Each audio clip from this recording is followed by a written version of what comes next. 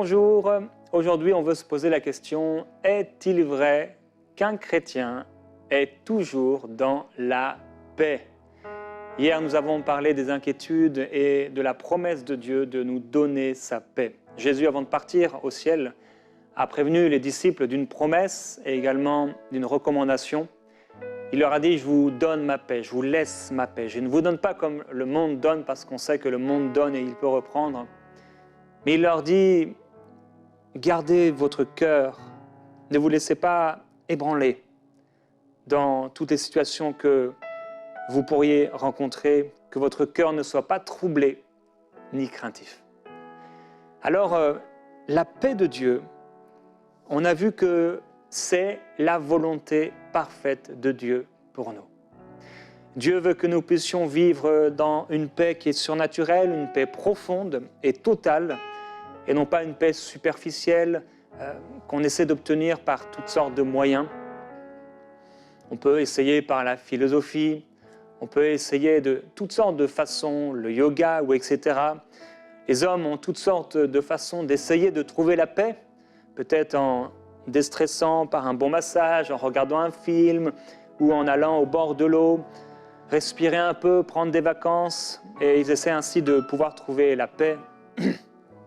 Et même des personnes qui ont beaucoup d'argent, ils auraient tout pour être heureux, peuvent être oppressés, inquiets, anxieux, obsédés par la peur, la crainte, tourmentés par toutes sortes de manières et de toutes sortes de manières. Mais on a vu hier qu'on a un merveilleux privilège en tant qu'être humain à travers le sacrifice de Jésus-Christ. Ésaïe dit au chapitre 53, « Mais c'est pour nos péchés qu'il a été percé, c'est pour nos fautes qu'il a été brisé », en parlant de Jésus. Le châtiment qui nous donne la paix est tombé sur lui. Et c'est par ses meurtrissures que nous sommes guéris. La bonne nouvelle, c'est que Jésus-Christ est mort pour nos péchés, mais également pour notre paix. Et le châtiment qui devait tomber sur nous et qui nous éloignait de Dieu, et à cause de cet éloignement de Dieu, nous étions sujets aux inquiétudes, à l'anxiété, etc. Mais Christ est mort pour nous donner cette paix surnaturelle.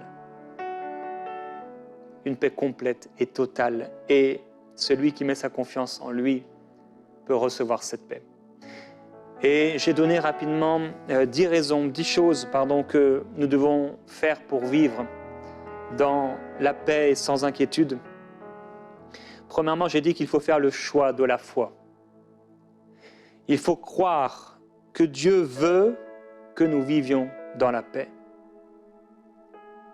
Premièrement, croyez que Dieu veut, que c'est sa volonté, que vous puissiez vivre dans la paix.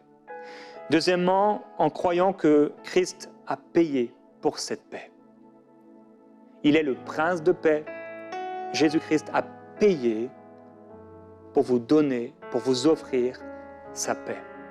Troisièmement, en croyant que Christ est devenu votre paix. Christ est notre paix. Il est le prince de paix. Quatrièmement, en remettant vos fardeaux à Dieu. C'est la recommandation que le Seigneur nous a donnée, de pouvoir remettre, quand on est inquiet, nos fardeaux au Seigneur. Cinquièmement, en recevant ensuite la paix de Dieu par la foi. Ça, on doit s'en saisir. C'est un privilège, c'est notre héritage, mais on doit s'en saisir par la foi. Et ensuite, c'est le deuxième aspect. Donc il y a le premier aspect, c'est la foi, le fait de remettre à Dieu nos fardeaux et de recevoir la paix. Mais le deuxième aspect, c'est résister. Refusez donc de vous inquiéter. Gardez votre cœur du trouble et de la crainte. Gardez vos pensées. Pratiquez la parole de Dieu, mais également priez et louez Dieu. Parce que comme Paul et Silas dans leur prison avaient toutes les raisons pour se morfondre dans la peur, la crainte de ce qui allait leur arriver, dans la souffrance, le sang, les lambeaux de peau certainement. Situation terrible et horrible, jetés nus dans la prison et fouettés nus devant la foule. Et pourtant là, ils commencent à louer le Seigneur de tout leur cœur. Et Dieu intervient. Et j'ai dit que la paix de Dieu n'est pas venu au moment de leur délivrance en disant « Ah ben voilà, maintenant nous pouvons être en paix ». Mais cette paix était déjà dans leur cœur par le Saint-Esprit.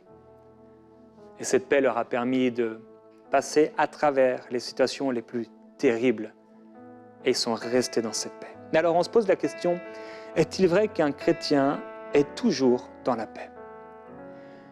L'apôtre Paul dit dans 2 Corinthiens au chapitre 7, en parlant aux Corinthiens, il leur dit « Donnez-nous une place dans vos cœurs ». J'en ai parlé dernièrement, faites une place à votre pasteur. Il dit « J'ai une grande confiance en vous, j'ai le sujet de me glorifier en vous parce que je suis rempli de consolation ou réconforté. Je suis comblé de joie au milieu de toutes nos tribulations, car depuis notre arrivée en Macédoine, notre chair n'a eu aucun repos. Nous étions affligés de toute manière. » Et ici, il dit « Lutte au dehors, ça veut dire à l'extérieur, crainte au dedans. » Mais Dieu qui est riche en miséricorde, qui console ceux qui sont abattus, il dit « nous a consolés par l'arrivée de Tite, et non seulement par son arrivée, mais encore par la consolation que Tite lui-même ressentait à votre sujet. » Et l'apôtre Paul exprime sa joie et sa reconnaissance à Dieu.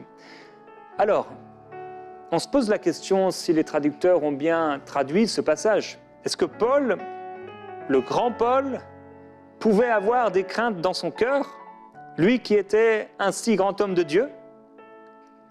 Et on va voir différentes versions, comment cette partie de phrase est traduite. Dans la version Louis II, il parle bien de crainte au-dedans. La version Sommer, crainte au-dedans. Second 21, crainte au-dedans.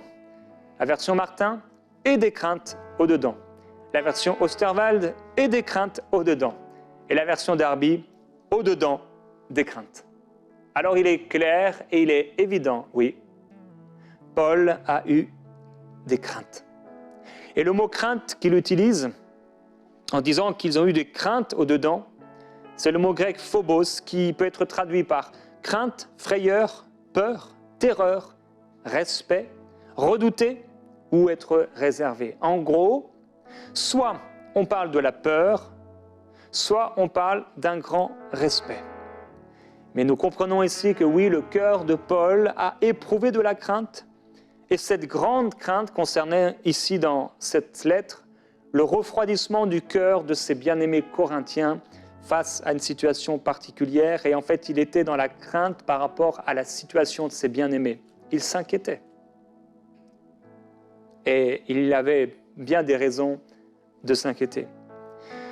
Et ce passage résonne parfaitement avec celui où l'apôtre parle des dangers constants qu'il expérimente. Et il conclut ainsi dans 2 Corinthiens 11, « Et sans parler des autres choses, il dit, « Je suis assiégé chaque jour par les soucis que me donnent toutes les églises. » Et il dit en effet, « Qui est faible que je ne sois faible? Qui tombe sans que cela me brûle ?» Sa responsabilité d'amour et de cœur pour les personnes dont il avait la charge créait dans son cœur des soucis, des inquiétudes. Et le cœur de Paul il a éprouvé de la crainte, il a éprouvé des inquiétudes. Et Pierre utilise le même terme en disant « déchargez-vous sur lui de tous vos soucis ».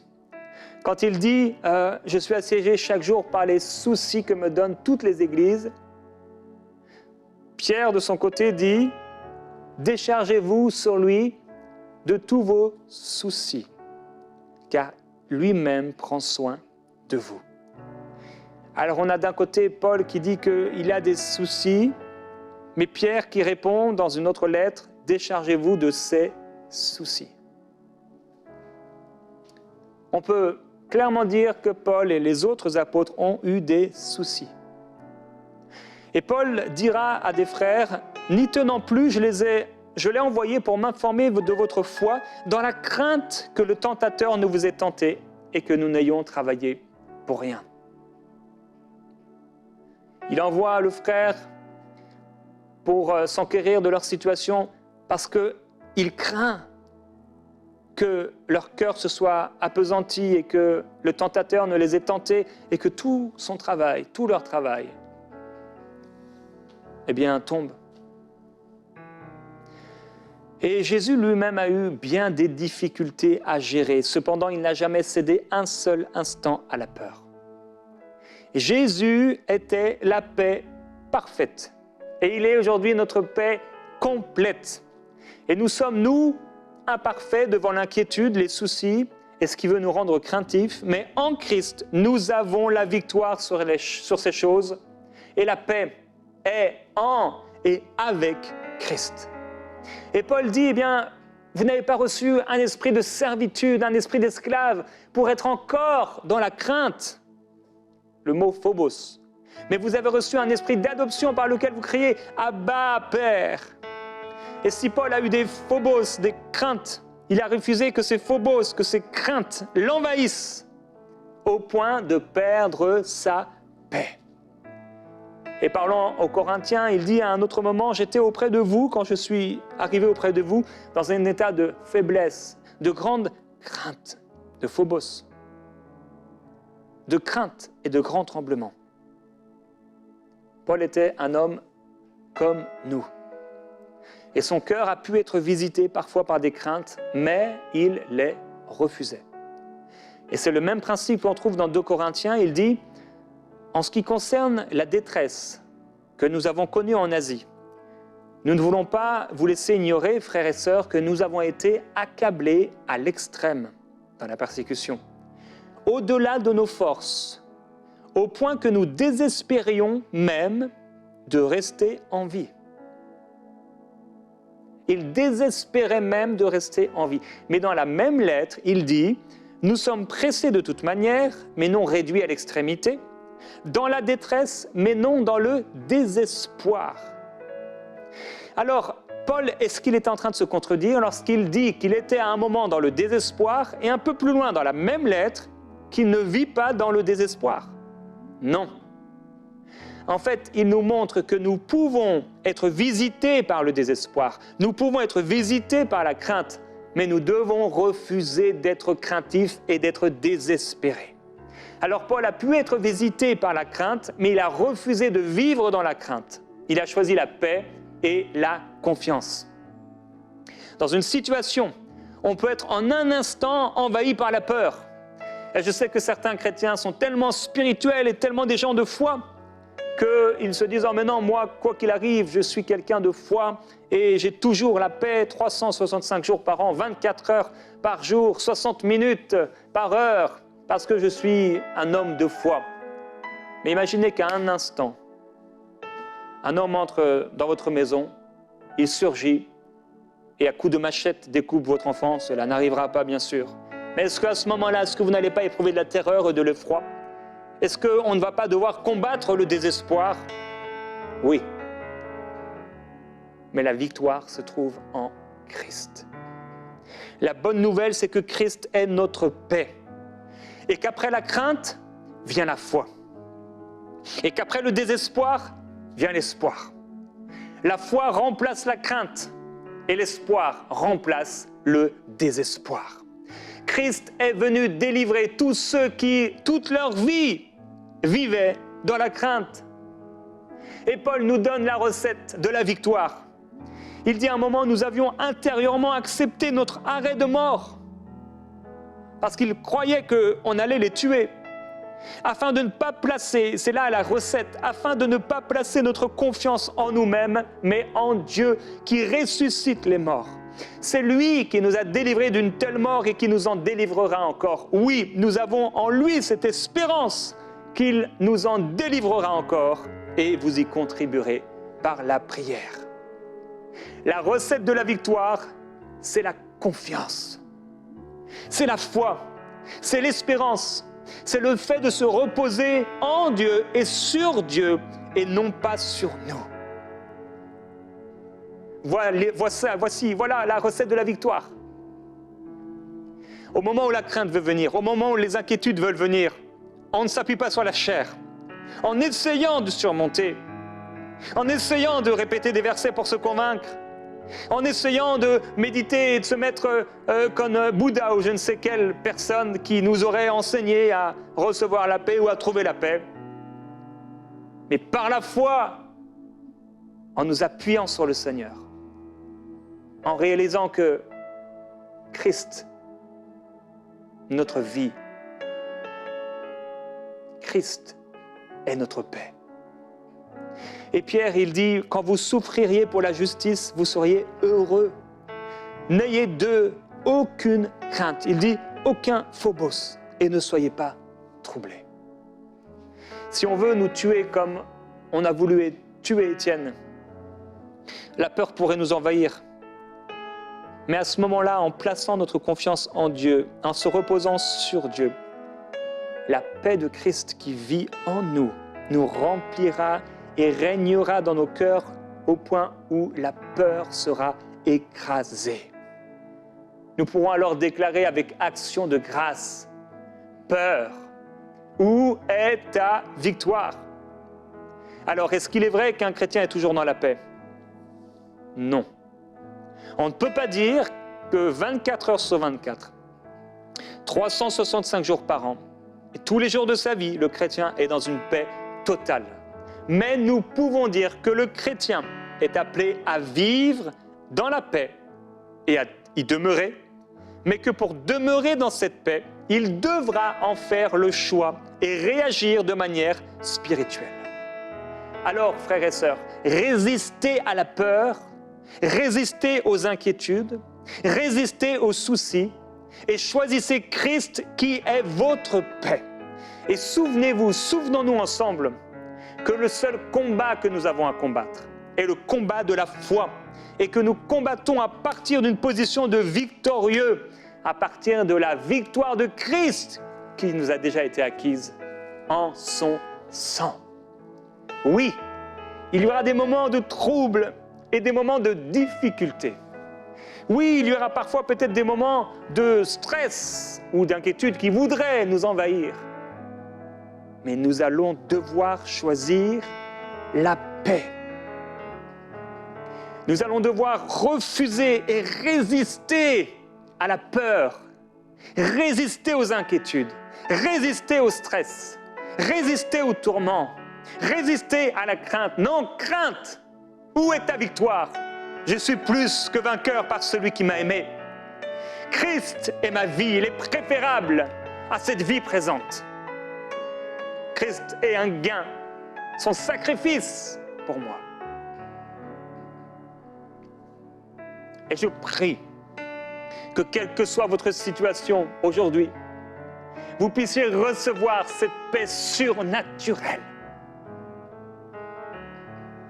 On est des êtres humains. Si on est en voiture et que tout à coup, une voiture arrive à contresens et qu'on n'a qu'un instant, il est possible que, mais instantanément, tout de suite, on se ressaisit. Christ est notre vie et si Christ est notre vie, alors à ce moment-là, même la mort m'est préférable à cette vie présente, car Christ est ma vie. Et je sais que la mort ne pourra me retenir. Quoi qu'il arrive, quoi qu'il advienne, que la paix de Dieu puisse demeurer dans nos cœurs par le Saint-Esprit. Résistons. Résistons. Et là où tu es aujourd'hui, je veux t'encourager à pouvoir te confier dans le Seigneur et à lui remettre tes fardeaux. Je ne sais pas ce qui te tracasse, je ne sais pas ce qui t'inquiète. Ça peut être concernant tes études, ton travail, des finances, quel que soit ce qui inquiète ton cœur. Ça peut être quelque chose que tu as vécu dans le passé, qui revient et qui essaie de revenir. Ça peut être des cauchemars et tu es oppressé, tu as peur d'aller dormir. Tu as peur du lendemain. Peut-être tu as peur de conduire une voiture. Tu as peur de sortir, tu as toutes sortes de peurs et de craintes, mais aujourd'hui, au nom de Jésus-Christ, reçois cette paix surnaturelle. Reçois la paix de Dieu au nom de Jésus-Christ. Qu'elle vienne et qu'elle s'installe en toi maintenant. Refuse l'inquiétude. Refuse dans ce temps de prière. Délaisse, dépose tes fardeaux au pied de la croix. Donne-les lui, pose tes fardeaux. Ne les reprends pas. Seigneur, je te pose, je te donne ces fardeaux. Je te remets ces fardeaux. Remets ces fardeaux au Seigneur maintenant. Ouais. Maintenant. Reçois cette paix. Comme une biche soupira près l'eau, mon âme soupira près toi. Toi seul est le désir de mon cœur et je vis pour t'adorer. Chante avec moi. Comme une biche soupira près l'eau, mon âme soupira près toi. Toi seul est le désir de mon cœur et je vis pour t'adorer. Tu es mon bouclier. Tu es mon bouclier, ma force, le roc sur qui j'ai fondé ma foi. Toi seul est le désir de mon cœur et je vis pour t'adorer. Dis-lui, tu es mon bouclier. Tu es mon bouclier, ma force, le roc sur qui j'ai fondé ma foi. Toi seul. Toi seul est le désir de mon cœur et je vis pour t'adorer. Là où tu te trouves en cet instant, commence à adorer Jésus-Christ. Commence par la foi à le remercier pour la paix qu'il t'a acquise à la croix. Dis-lui, Seigneur, merci. Merci de cette paix surnaturelle. Même si une inquiétude essaie d'entrer dans mon cœur, j'y résisterai. Car tu es ma paix. Toi, le prince de paix. Toi, Seigneur, qui t'es livré pour nous. Tu t'es livré pour nous donner la paix avec le Père. Tu t'es livré pour nous donner une paix éternelle. Tu t'es donné, tu nous as rachetés du péché. Tu nous as rachetés de la mort. Tu nous as rachetés de la crainte. Tu es venu nous libérer de la servitude, de l'esclavage satanique. Tu es venu nous racheter de la mort, nous racheter de la malédiction de la loi. Tu es venu nous racheter de la peur, des oppressions spirituelles, des oppressions et des attaques sataniques. Oui, ta parole déclare que si l'ennemi venait contre moi comme un fleuve, tu le mettras en déroute. S'ils viennent contre moi, Seigneur, par un chemin, ils s'enfuiront par ce chemin. Que ta paix, Seigneur, vienne, non seulement sur l'Israël de Dieu, mais sur ton peuple en entier. Que ta paix remplisse le cœur de cette personne qui m'écoute maintenant. Que ta paix remplisse sa maison, que ta paix remplisse ses enfants, que ta paix remplisse ses pensées, que ta paix remplisse sa voiture, que ta paix remplisse sa chambre, que ta paix remplisse, Seigneur, son lit, que ta paix remplisse ses pensées. Oh, je parle la paix de Dieu, la paix de Dieu, qu'elle remplisse vos cœurs et vos pensées au nom de Jésus-Christ. Que la gloire du Seigneur vienne maintenant triompher de toute adversité. Et qu'au lieu du désespoir vienne maintenant l'espoir. Au lieu de la crainte, maintenant naisse et se manifeste la foi en Dieu.